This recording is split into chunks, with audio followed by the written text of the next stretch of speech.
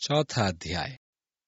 परंतु आत्मा स्पष्टता से कहता है कि आने वाले समयों में कितने लोग भरमाने वाली आत्माओं और दुष्ट आत्माओं की शिक्षाओं पर मन लगाकर विश्वास से बहक जाएंगे।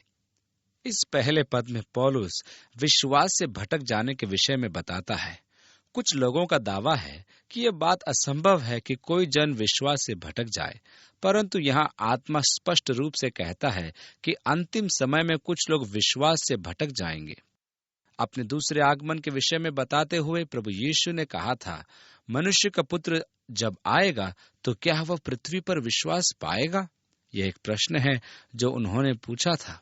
उन्होंने अपने चेलों को यह भी बताया था कि अधर्म के बढ़ने के कारण बहुतों का प्रेम ठंडा पड़ जाएगा। इसका अर्थ यह हुआ कि अंतिम दिनों में रहना भारी दबाव की स्थिति में रहने के समान होगा। हम ये बात आजकल सही पा रहे हैं। पापपूर्ण शारीरिक अभिलाषाओं को पूरा करने के अवसर आज चारों ओर हमें दिखाई देते हैं। मनुष्य सरलता से अपनी अभिलाषा के अनुसार पाप में गिर सकता है। मनुष्य आज अपने पैसे के बल पर किसी भी प्रकार का पापपूर्ण अनुभव प्राप्त कर सकता है। समाज में व्याप्त अश्लील साहित्य और भद्दे चित्र जिनसे काम वासना भड़कती है, गिरता हुआ नैतिक स्तर, समाज का खुलापन इत्यादि बातों ने प्रत्येक व्यक्ति के सामने खुला निमंत्रण रख दिया है कि वह सरलता से स्वयं को गलत बातों में उलझा ले। प्रभु यीशु ने कहा, अधर्म के बढ़ने से बहुतों का प्रेम ठंडा हो जाएगा। आत्मा बड़े सफाई से कहता है कि अंतिम दिनों में लोग विश्वास से भटक जाएंगे। जिस प्रकार के पतित संसार में आज हम रह रहे हैं, उसमें सच्चा मसीही जीवन व्यतीत करना सरल कार्य नहीं है। हर जगह पाप व भ्रष्टाचार व्याप्त है। ऐसे पाप पूर्ण वातावरण में मसीही जीवन जीना वास्तव में कठिन कार्य है। इन अंतिम दिनों में तो यह और भी कठिन कार्य हो गया है। विश्वास को मजबूत रखने के लिए सच्चे समर्पण की आवश्यकता है। जैसे दानियल का जीवन एक समर्पित जीवन था, वैसे ही आपको दानियल के समान दृढ़ संकल्प करने की आवश्यकता है कि आप संसार के लुभाने वाले और पाप में गिराने वाले अवसरों का स्वागत करके अपने आप को अपवित्र नहीं बनाएंगे। आपको दृढ़ संकल्प करने की आवश्यकता है कि आप पूर्ण रूप से परमेश्वर की आज्ञा का पालन करेंगे और धर्मी जीवन व्यतीत करेंगे। आप ऐसा संकल्प बिना पवित्र आत्मा की सामर्थ्य के नहीं कर पाएंगे। आत्मा स्पष्टता के साथ कहता है कि अंतिम दिनों में कठिन समय आएंगे। लोग विश्वास से भटक जाएंगे और वे भरमाने वाली आत्माओं और दुष्टात्माओं की शिक्षा पर मन लगाएंगे। आज संसार में कितना अधिक प्रभाव इन भरमाने वाली दुष्टात्माओं का है। चारों ओर ये भ्रम पाया जाता है। शैतान की शिक्षा पर लोग मन लगाए हुए हैं और उनका कहना है कि किसी भी प्रकार का जीवन व्यतीत करें। सब प्रकार का जीवन परमेश्वर को पसंद है। प्रभु कहता है, उन्होंने सत्य को ग्रहण नहीं किया कि उनका उद्धार हो। इसी कारण परमेश्वर उन पर भरमाने वाले सामर्थ्य को भेजेगा कि वे झूठ की प्रतीति करें। मैंने यह बात आज संसार में सत्य पाई है कि लोग झूठी शिक्षाओं पर मन लगा रहे हैं। आप किसी भी पेचीदा झूठी शिक्षा को लें, आप उस शिक्षा को 6 महीने के अंदर ही विश्व के कोने कोने में पहुंचा सकते हैं। यदि आप प्रसिद्ध होना चाहते हैं तो कलीसिया के विषय में कोई नई शिक्षा गढ़ लीजिए, तब देखिए आप कितने प्रसिद्ध हो जाते हैं। मैं तो प्रभु से गिड़गिड़ाकर प्रार्थना करता हूं कि प्रभु उन्हें जो प्रसिद्ध होने के लिए भरमाने वाले शिक्षा का प्रचार करते हैं, समझ दे कि वे सत्य को पहचाने और परमेश्वर के सत्य के वचन की शिक्षा पर अटल बने रहें। आम आदमी इतने भोले होते हैं कि सच्ची शिक्षा की अपेक्षा झूठी शिक्षा को शीघ्रता से ग्रहण कर लेते हैं। यदि कोई लोगों में ये प्रचार कर दे कि ओलंपिक के दौरान ये शहर भूकंप से तबाह हो जाएगा, तो वे शीघ्रता से इस पर विश्वास कर लेंगे और वे चिंता में पड़ जाएंगे। चारों ओर भय छा जाएगा कि भूकंप आने वाला है। मैं करीब 10 बार ऐसी दर्शन की बातों से गुजर चुका हूं जिसमें लोगों ने भूकंप से तबाही की अफवाह उड़ाई, लेकिन आज तक वहां पर भूकंप नहीं आया। लोग अपने ही मन से इस प्रकार की भविष्यवाणियां करते हैं और जब ओलंपिक समाप्त हो गया और उनकी भविष्यवाणियां पूरी नहीं होती, तो वे एक और नई बात गढ़ते हैं कि उनके प्रार्थना पूर्ण जीवन के कारण भूकंप नहीं आया। वे प्रचार करने लगते हैं कि उन्होंने उपवास रखा था जिसके फलस्वरूप तबाही नहीं हुई और हमारा शहर बच गया। इस प्रकार वे चूकते नहीं और आदर व सम्मान का पात्र बनने का हर संभव प्रयास करते हैं। पूरे शहर में कुछ सप्ताह के दौरान ये भूकंप की खबर तेजी से फैल गई थी। हमने भी इस बेतुकी बात को सुना कि शहर में भूकंप आने वाला है, पर यह कौन सी बड़ी बात है। हमारा देश तो भूकंप का ही देश है। मामूली भूकंप के झटके तो आते ही रहते हैं, पर ये लोग अपनी बात पर जोर देते हुए अफवाह उड़ा देते हैं कि ओलंपिक के दौरान भारी भूकंप आएगा।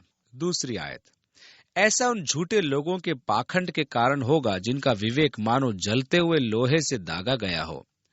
मुझे वास्तव में ये सोचकर आश्चर्य होता है कि ऐसे प्रचारक ऐसी निरर्थक बातों का प्रचार करके सुख से कैसे सो पाते होंगे। झूठे पाखंड को फैलाकर चैन की नींद सो जाना वास्तव में आश्चर्य की बात है।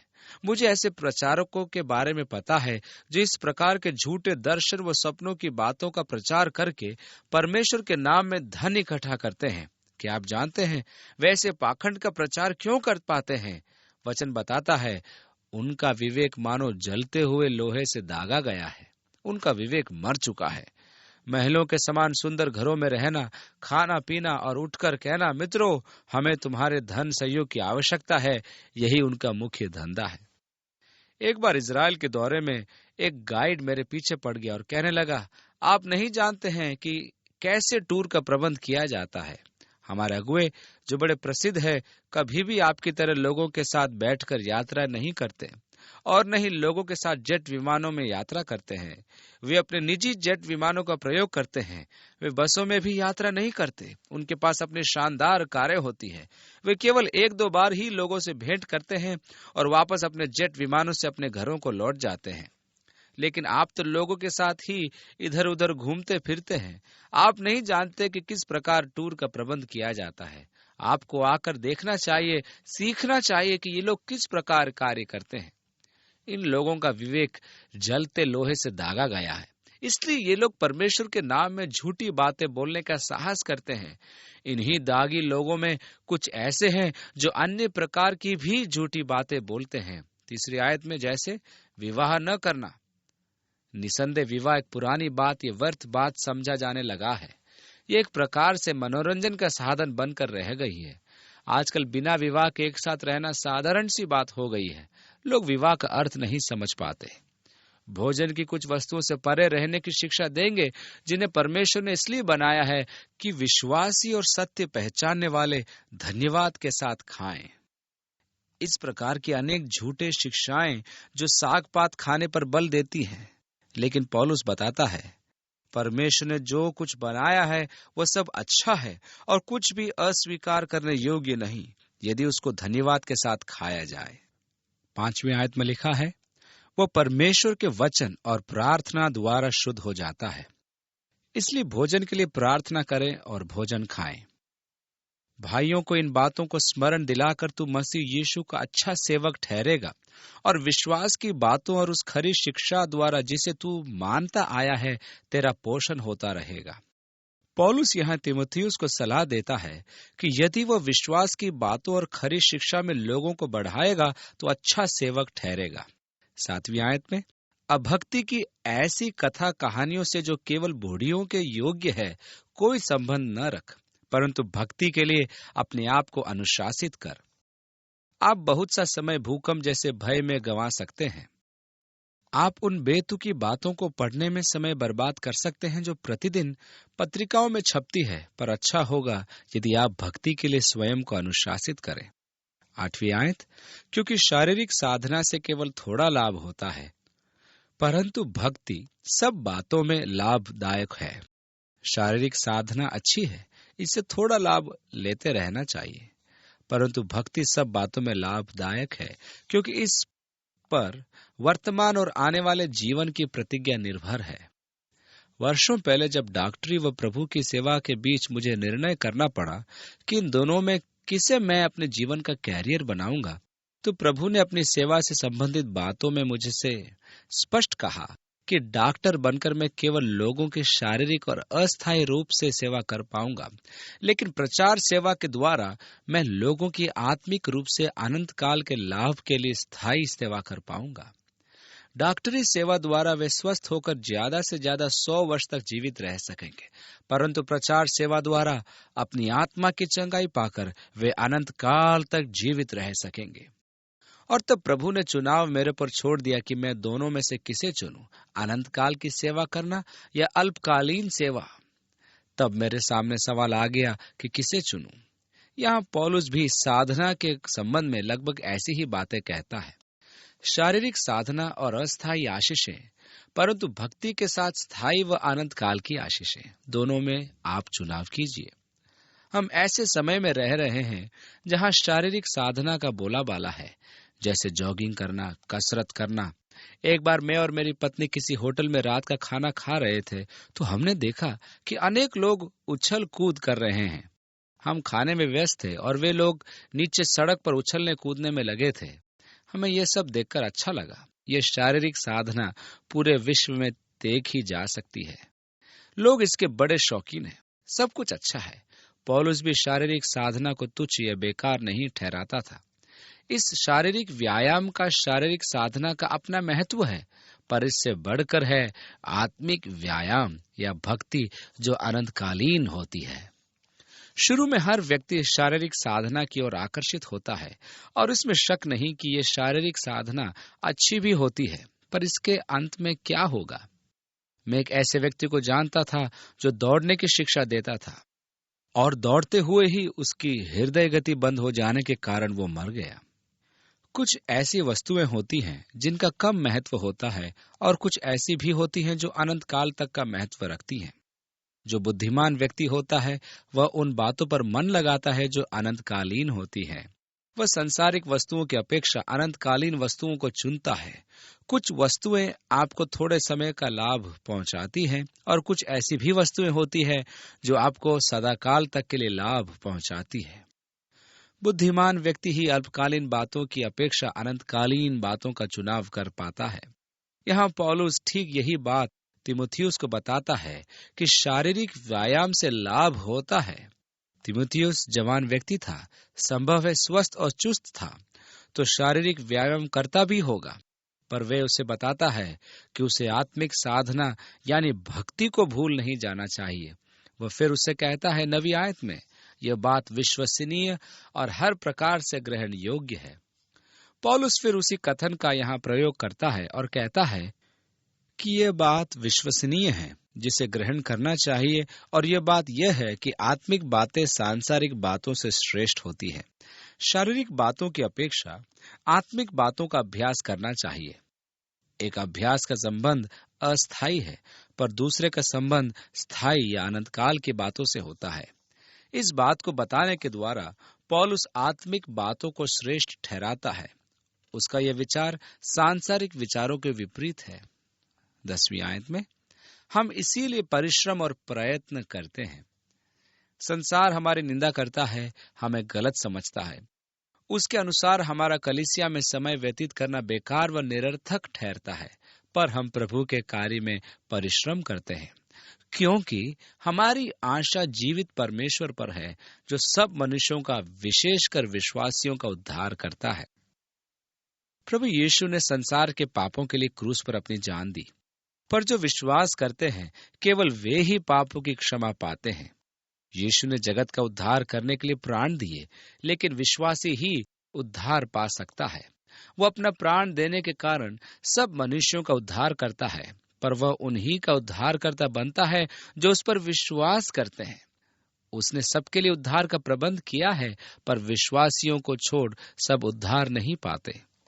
अगली आयतें, इन्हीं बातों की आज्ञा और शिक्षा दे, कोई तेरी जवानी को तुच्छ न समझे। तीमुथियुस की आयु उस समय क्या थी? वो 15 वर्ष तक पौलुस की प्रचार यात्राओं में सहकर्मी रहा था।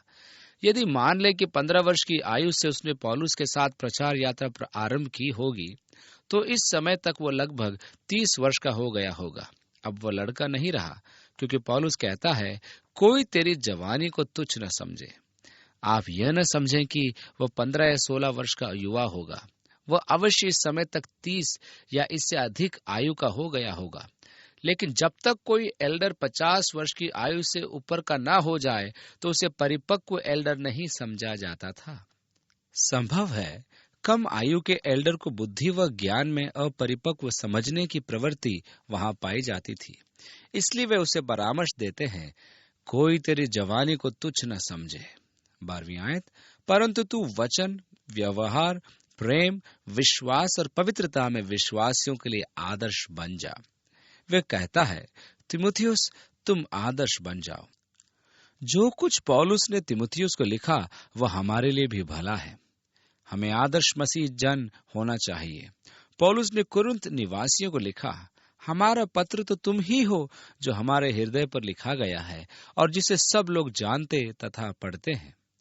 मसीह होने के नाते सब लोग आपको जांचते हैं। विश्वासियों का नमूना बन, विश्वासियों के लिए नमूना बनने को वे नहीं कर रहे हैं। एक विश्वासी को कैसा होना चाहिए? एक विश्वासी को इस प्रकार का जीवन व्यतीत करना चाहिए, अर्थात उसे अपने वचन में विश्वासी बनना है। वचन व्यवहार में प्रकट होना चाहिए। संपूर्ण व्यक्तित्व द्वारा मसीही जीवन प्रकट होना चाहिए। अपने प्रेम में, अर्थात ईश्वरीय प्रेम में, और अपनी आत्मा में, विश्वास में और पवित्रता में आदर्श बनो।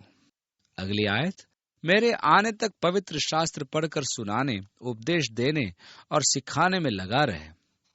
आरंभिक कलीसिया में यही 3 बातें हुआ करती थी। पवित्र शास्त्र का पढ़ा जाना, यह हर कलीसिया में मुख्य और सामान्य बात होती थी। जब भी वे एकत्रित होते थे, पवित्र शास्त्र पढ़ते थे। जो पत्र पौलुस लिखा करता था, वे सब पढ़कर सुनाए जाते थे। इसलिए वह कहता है कि तिमुथियुस, पवित्र शास्त्र पढ़कर सुनाया कर। पवित्र शास्त्र पढ़कर सुनाने का बड़ा महत्व होता है। इसमें प्रोत्साहन भी पाया जाता है, जिसमें आप लोगों से कह सकते हैं कि वे केवल सुने ही नहीं, पर उसके अनुसार कार्य भी करें। अपने आप को वचन पर चलने वाले प्रमाणित करो, न कि केवल सुनने वाले, जैसा कि याकूब ने कहा। इसलिए तिमुथियुस को पवित्र शास्त्र पढ़ने, उपदेश देने और सिखाने के लिए कहा जाता है। अगली आयत, अपने उस वरदान से जो तुझ में है और तुझे प्राचीनों के हाथ रखते समय नबूवत द्वारा प्राप्त हुआ था, निश्चिंत न रह। पौलुस इन पदों में बता रहा है कि तिमुथियुस के सिर पर अध्यक्षों व एल्डरों ने जब हाथ रखा था तो भविष्यवाणी के वचन प्रकट हुए थे। उन नबूवत के वचनों के आधार पर उसे सेवकाई दी गई थी। अब उसे उस वरदान के प्रति सचेत रहना था जो उसने प्राप्त किया था। अगली आयतें, इनके लिए प्रयत्नशील रहे और इन पर अपना पूरा मन लगा, जिससे तेरी प्रगति सब पर प्रकट हो। अपने ऊपर और अपने शिक्षा पर विशेष ध्यान दे और इन बातों में स्थिर रहे, क्योंकि ऐसा करने से तू अपने और अपने सुनने वालों के लिए भी उद्धार का कारण होगा। बड़ी रोचक बात है। अपने और अपने उपदेश पर पूरा मन लगा, उसमें लगा रहे। यदि ऐसा करेगा तो न केवल स्वयं तेरा ही उद्धार होगा, पर साथ ही दूसरों का भी उद्धार होगा। हम प्रचार करते हैं, बाहर जाते हैं, ये बड़ी ही आवश्यक बात है। हमारे लिए एक जगह रहने या रुकने का काम नहीं, हमें प्रचार पर जाते रहना है। हमें चाहिए कि हम भली भांति अपने जांच करें। पवित्र शास्त्र बताता है, इसलिए मनुष्य अपने आप को परखे। यदि हम अपने आप को ठीक से जांचते तो दंड न पाते। इस वचन के अनुसार हमें अपने हृदयों तथा यीशु के साथ अपने वर्तमान संबंधों की जांच करनी चाहिए। हमें जांचना चाहिए कि क्या आज हम प्रभु के साथ उतनी ही गर्मजोशी के साथ चल रहे हैं जितना पहले चलते थे। कहीं ठंडापन तो नहीं आ गया? क्या आज मैं प्रभु के लिए जोश के साथ कार्य कर रहा हूँ? क्या आज मैं पहले से अधिक सतर्कता के साथ सेवा कर रहा हूँ? आपके हृदय, आपकी वर्तमान स्थिति, अपने भूतकाल के अनुभवों की जांच करते समय आज यदि प्रभु के साथ आपका संबंध गहरा, विश्वास उत्साहपूर्ण नहीं है, तो आप समझ लें कि आप मसीह जीवन में पिछड़ गए हैं। यदि आप अपने जांच के दौरान पाते हैं कि आप पहले तो प्रभु से अधिक प्रेम करते थे, अधिक समर्पित जन थे, पर आज नहीं है, तो आपकी स्थिति पिछड़ी हुई स्थिति है। आपको स्थिति के प्रति सावधान रहना है। आत्मा अंतिम दिनों के विषय में स्पष्टता से बताता है कि संसार में अधर्म के बढ़ने से बहुतेरों का प्रेम ठंडा हो जाएगा। क्या आप उनमें से तो नहीं जिनका प्रेम ठंडा हो गया हो? इसका हमें लेखा देना होगा, हमारा न्याय किया जाएगा। इफिसुस की कलीसिया से यीशु ने कहा, पर मुझे तेरे विरुद्ध यह कहना है कि तूने अपना पहला सा प्रेम छोड़ दिया है। इसलिए स्मरण कर कि तू कहां से गिरा है और मन फिरा और पहले के समान कार्य कर, अन्यथा मैं तेरे पास आता हूं और यदि तू मन न फिराए तो तेरे दीपदान को उसके स्थान से हटा दूंगा। एक व्यक्ति के बारे में एक कहानी बताई जाती है जो बर्फीली आंधी में फंस गया था और वो अंधे की तरह चलता हुआ आगे बढ़ता जा रहा था। तूफान ने उसकी आंखें बंद सी कर दी थी। चलते चलते वह थक कर चूर हो गया था और अंत में ठोकर खाकर गिर पड़ा। तब वह सोचने लगा, मैं इसी तरह थोड़ी देर लेटा रहता हूं, अब मुझ में आगे बढ़ने की ताकत भी नहीं रह गई है। पर जब वह वहां लेटा पड़ा था तो उसने पाया कि जिस वस्तु से टकराकर वह गिर पड़ा था वह एक आदमी की लाश थी जो बर्फ के कारण ढक गई थी। तो ये समझकर कि वहां एक और व्यक्ति है, उसने उस लाश को उठा लिया और ये समझकर कि उस लाश में अभी जान बाकी है, उसने उस लाश को उठाया और बर्फ पर उस लाश को घसीटते हुए चलने लगा। उस दूसरे व्यक्ति को उठाए वो 15 फुट तक चला और कैबिन तक पहुंच गया और बच गया। इस प्रकार उसे बड़ी रोचक बात की जानकारी मिली। वह जानकारी यह थी कि दूसरे व्यक्ति को बचाने में वह स्वयं को ही बचा रहा था। पौलुस तीमुथियुस को ठीक यही बात बताता है, अपनी और अपनी शिक्षा की चौकसी कर, उसी में मन लगाए रहे, क्योंकि दूसरों का उद्धार करने में स्वयं तेरा ही उद्धार होगा। आप कभी भी दूसरों की सेवा नहीं कर सकते जब तक कि स्वयं प्रभु आपकी सेवा न करे। मैं अक्सर कहता हूं कि सीखने का सर्वोत्तम उपाय है सिखाना, क्योंकि सिखाते समय आपको उस विषय का गहरा अध्ययन करना होता है और इस प्रकार उस विषय को अच्छी तरह सीख जाते हैं। इसलिए याद रखें कि सीखने का सबसे अच्छा तरीका है दूसरों को सिखाना और प्रगति करने का सर्वोत्तम उपाय है देना। इसलिए अपनी और अपनी शिक्षा पर विशेष ध्यान दे। दूसरों की सेवा करने में लगा रहे। दूसरों का उद्धार करने में स्वयं तेरा ही उद्धार होगा, स्वयं तेरी प्रगति होगी, स्वयं तुझे ही आशीष मिलेगी और तू स्वयं ही प्रभु की बातों में बलवंत बनेगा। आइए हम प्रार्थना करें। हे पिता, आज फिर से आपके पवित्र आत्मा ने हमें वचन रूपी दर्पण में स्वयं को देखने व परखने का अवसर दिया, ताकि हम सत्य को जानें, वास्तविकता का सामना करें कि हमारी दशा क्या है। हे प्रभु, हमारी सहायता कीजिए कि हम मूर्ख न बने, कि यहाँ से जाकर भूल जाएं कि हम कैसे थे। हे प्रभु, मैं आज प्रार्थना करता हूँ कि मेरे हृदय में आपकी बातों के प्रति एक नया समर्पण हो, पवित्र आत्मा की बातों पर मेरा मन लगा रहे। हे प्रभु, हम जानते हैं कि हम अंतिम दिनों में रह रहे हैं। बहुतेरे लोग इन दिनों में भरमाने वाली आत्मा और दुष्टात्माओं की शिक्षा पर मन लगाने के कारण विश्वास से भटक गए हैं, अपनी शारीरिक अभिलाषाओं के पीछे चल रहे हैं, आपकी बातों में मन नहीं लगाते हैं, पर सांसारिक बातों में मन लगाते हैं। हमारी सहायता कीजिए कि हम इन दिनों में आपके जैसा स्वभाव रखने वाले हों। हे परमेश्वर, पवित्र आत्मा द्वारा हमें नया अनुभव दीजिए, ताकि हम आत्मा में चल सकें, आत्मा में जीवित रह सकें और आत्मा द्वारा चलाए जा सकें। पवित्र आत्मा की नई चेतना दीजिए, ताकि हम अनंत काल की बातों में व आत्मिक बातों में मन लगाएं। अपनी शक्ति उन बातों में खर्च न करें जिनसे आत्मिक पतन होता है। हे परमेश्वर, ऐसा न होने दे कि हम शारीरिक रूप से अच्छे दिखाई दें और आत्मिक रूप से कंगाल पाए जाएं। आत्मा की बातों में नया हृदय दीजिए, ताकि हम आपकी आज्ञा अनुसार जीवन व्यतीत कर सकें। हे पिता, प्रभु यीशु के नाम में हम प्रार्थना करते हैं, आमीन।